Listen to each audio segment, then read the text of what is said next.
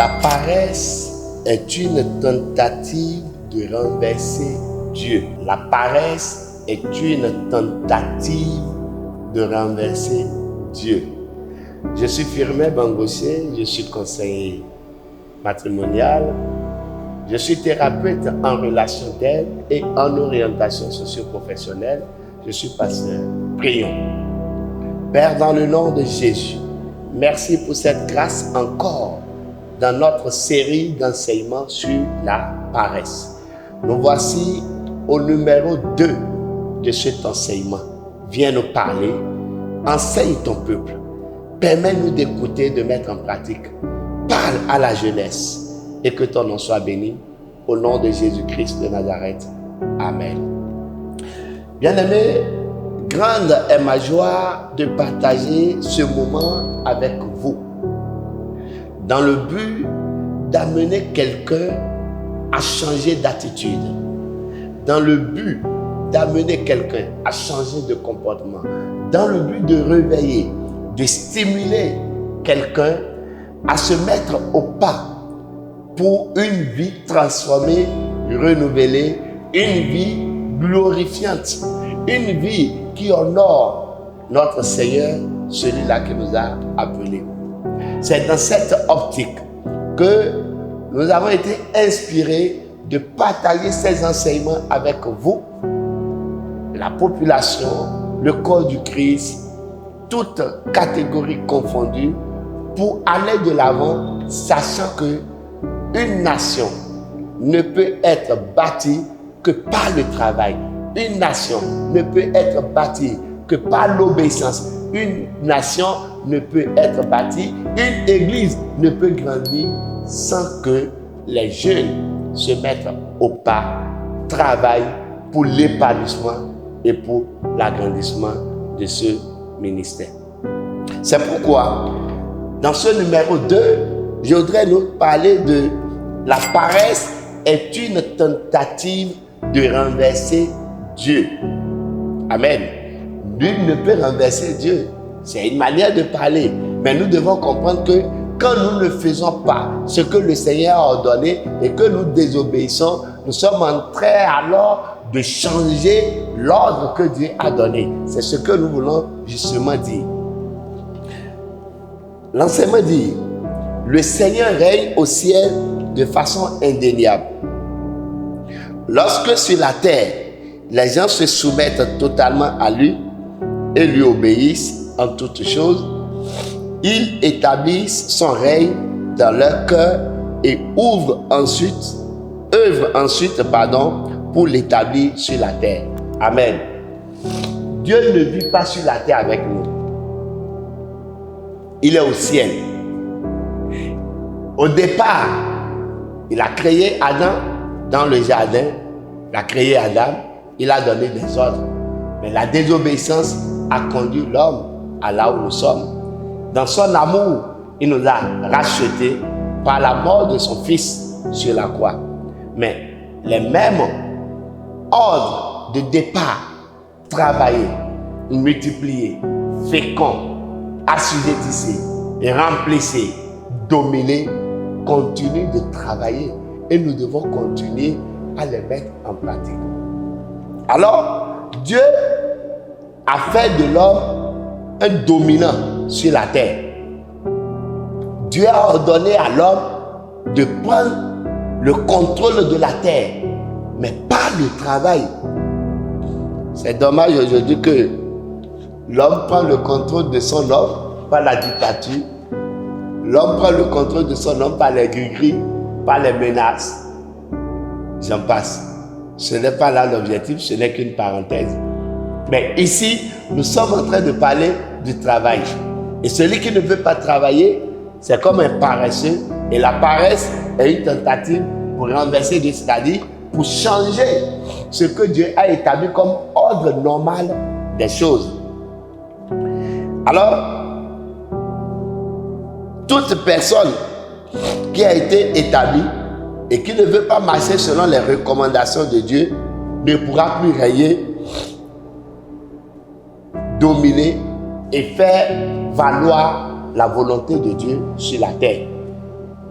Alors, l'homme doit permettre à ce que l'ordre que Dieu a établi règne d'abord dans son cœur et qu'il se lève pour mettre cela en pratique afin maintenant de faire remarquer de façon physique ce que le Seigneur a établi. Celui qui est paresseux a décidé consciemment ou inconsciemment qu'il ne veut pas coopérer pleinement avec Dieu, afin que Dieu règne totalement dans sa vie et dans son monde. Amen. Le paresseux refuse de coopérer avec Dieu. Le paresseux refuse de marcher selon les recommandations de Dieu. Il refuse de se faire ami de Dieu. Le paresseux rejette le plan de Dieu. Le paresseux refuse d'être ami de Dieu. Parce que si nous sommes amis de Dieu, nous allons faire la volonté de Dieu. Bien-aimés, vous qui me suivez en ce moment, vous devez comprendre que l'homme ne peut dominer la terre, l'homme ne peut régner, l'homme ne peut prendre le contrôle de la terre que par le travail, que par la détermination, que par la volonté de faire et de bien faire ce qu'on lui a recommandé. Écoute-moi, si tu fais quelque chose et tu le fais bien, même si l'homme ne te retrouve pas aujourd'hui, demain, les gens viendront te chercher. Parce que ton travail parlera de toi. J'ai écouté le témoignage d'une amie concernant son frère qui travaillait dans une entreprise sans salaire, mais qui s'est donné corps et âme avec détermination pour faire le travail pendant 6 mois. Un jour, quelqu'un l'a interpellé pour dire: monsieur, est-ce que vous pouvez nous donner votre acte de naissance, vos pièces et autres? Nous avons remarqué votre détermination, votre dévouement, votre volonté de travailler. Depuis que vous êtes dans cette entreprise pendant 6 mois sans salaire, et nous avons eu à cœur de vous récompenser. Il a fourni les papiers. En quelques semaines, on lui a fait tous les papiers, on lui a donné de visa, on l'a fait voyager, on l'a engagé, on l'a embauché. Il paie bien, il est à l'aise maintenant, il n'est plus au pays et tout va bien pour lui et il s'occupe bien de sa famille. Quoi? Son travail a parlé en sa faveur. C'est ça, le fruit du travail bien fait. Et c'est pourquoi je voudrais recommander à quelqu'un de se lever, de se battre, de continuer, de ne pas se décourager, sachant qu'il va recevoir le prix de ce qu'il va semer. Celui qui est paresseux a un autre Dieu, le moi. Le paresseux a un autre Dieu. Ce Dieu-là s'appelle le moi. On dit, la Bible déclare, le paresseux dit, il y a un lion là dehors, le risque d'être déchiré en pleine rue. Le paresseux trouve d'obstacles partout. Le paresseux trouve tout difficile. Le paresseux voit que ça là c'est compliqué. Moi je ne peux pas faire ça. C'est qu'il se laisse déjà combattre avant le combat. Ah, il voit que la tâche là, l'épreuve là, vraiment l'épreuve là, c'est trop compliqué. C'est l'esprit de moi, la paresse qui est en lui là, qui est en train de parler. Le paresseux est notre Dieu qui domine sa vie. Ce Dieu le domine. Et ce Dieu est sur le trône de son cœur qui parle négativement contre sa vie. Il aime dormir. Il dort, c'est pas possible. Ce Dieu assujettit sa vie, le soumet à la paresse à des propos de celui qui ne veut pas aller de l'avant. Ce Dieu désire de l'attention et de la vénération. Ce Dieu dit, je veux de l'aisance, je veux me détendre, je veux me reposer, je veux jouir du sommeil, davantage de sommeil. Ce Dieu dit, ne perturbe pas mon règne, viens plus tard à ma convenance. Vous voyez tout ce que le Dieu de la paresse dit dans l'homme.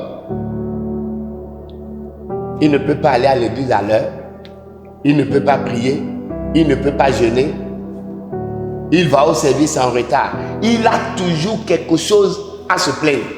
Il trouve toujours à dire.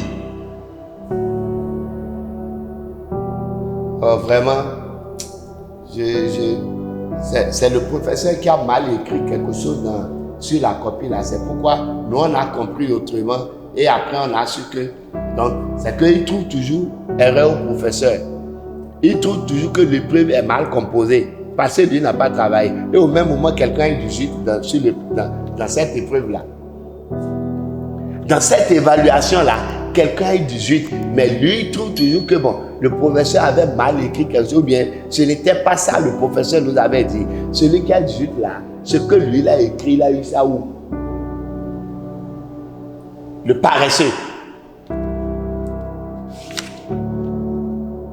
Ce Dieu, le moi, a peur de se soumettre totalement à Dieu, car s'il se soumet, ce serait la fin de son règne. Ça veut dire que il faut mener un combat rude contre ce moi-là, contre ce petit Dieu qui règne en lui. Il y a un conflit entre Dieu du ciel et le Dieu moi. Et la Bible dit, car la chair a des désirs contraires à ceux de l'esprit. Et l'esprit en a de contraires à ceux de la chair. Ils sont opposés entre eux, afin que vous ne fassiez point ce que vous voudriez. Vous voyez un peu? La chair est le Dieu de la paresse, qui aime dormir, se détendre, regarder la télé, c'est-à-dire, elle aime livrer la vie de ce dernier à des choses zéro qui ne peuvent pas apporter un plus, une élévation, une évolution, une continuité, une réussite à sa vie. Mais elle l'encourage dans des vaines choses. Les bavardages, les belotes, les ludos, la télé, l'amusement, sauter, jouer. Donc, le Dieu là aime laisser sa vie à ça. Mais ce qui va aider sa vie à aller de l'avant, il l'empêche. Il le rend ennemi de ça. Et le fait ami des choses vaines. Bien-aimé, regarde là où tu es aujourd'hui. Si tu avais travaillé vraiment dur, est-ce que tu ne serais pas allé de l'avant? Est-ce que tu n'allais pas déjà dépasser ce niveau? Est-ce que tu peux te réveiller maintenant dans chaque domaine, dans n'importe quel domaine où tu te trouves, pour que tu te mettes au travail? Dieu a établi l'homme, a établi que l'homme doit travailler dur. Dieu a établi que l'homme doit travailler très dur. Dieu a établi que l'homme doit travailler extrêmement dur.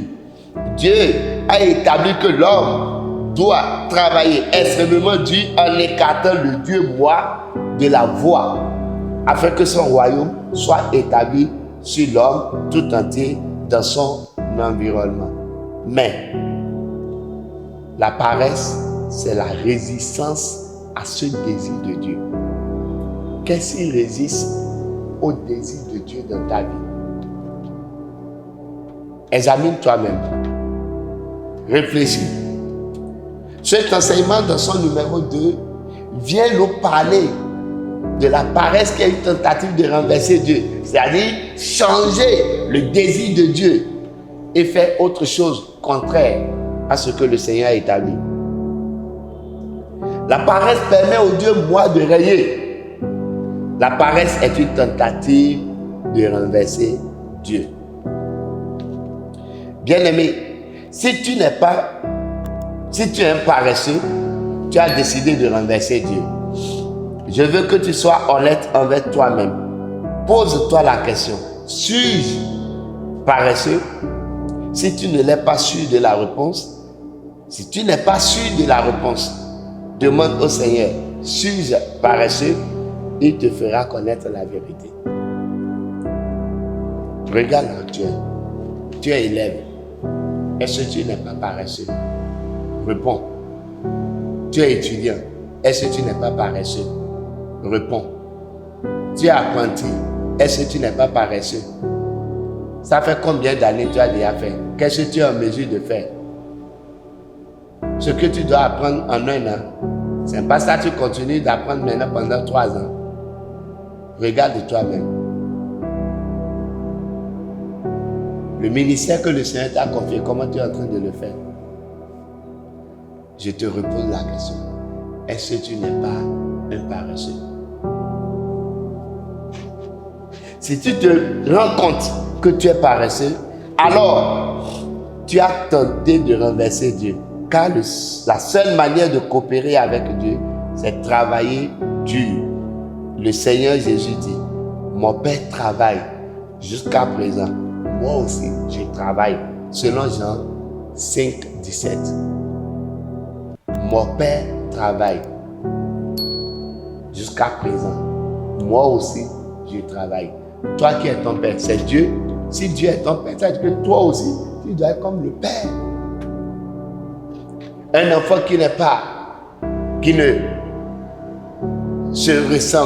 ressemble pas à son père, c'est quel enfant?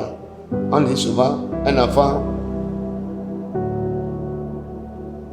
tu connais la réponse. Mais un enfant qui ressemble à son père, on l'appelle enfant légitime. Est-ce que tu es légitime? Est-ce que tu travailles comme ton père? Est-ce que tu œuvres comme ton père? Regarde comment Dieu a créé la terre. Au premier jour, au deuxième jour, au troisième jour, au quatrième jour, au cinquième jour. Comment il a évolué de façon méthodique dans le travail. Est-ce que toi aussi tu travailles méthodiquement aujourd'hui? Le Père travaille jusqu'à présent. Il bâtit le royaume. Le Seigneur Jésus travaille jusqu'à présent.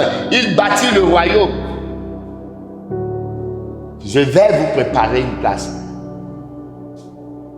Et quand je finirai, je reviendrai vous chercher pour que là où je suis, vous y soyez également. Donc il continue de travailler au quotidien. Sur la terre, qu'est-ce que tu dois faire? Qu'est-ce que je dois faire avant de quitter cette terre? Chacun a une mission à accomplir, mais impossible de l'accomplir dans la paresse. Les paresseux sont en train d'œuvrer pour renverser Dieu. Les paresseux sont en train de disperser. Es-tu l'un d'eux? Je voudrais que tu puisses réfléchir et de savoir si tu es paresseux ou tu es en train de coopérer avec Dieu. Je prie pour quelqu'un en ce moment. Seigneur, change la vie de quelqu'un. Que tout esprit de paresse disparaisse de leur vie. Éclaire leur cœur. Touche leur cœur. Apporte du changement à leur cœur. Pour que la gloire te revienne. Au nom de Jésus de Nazareth.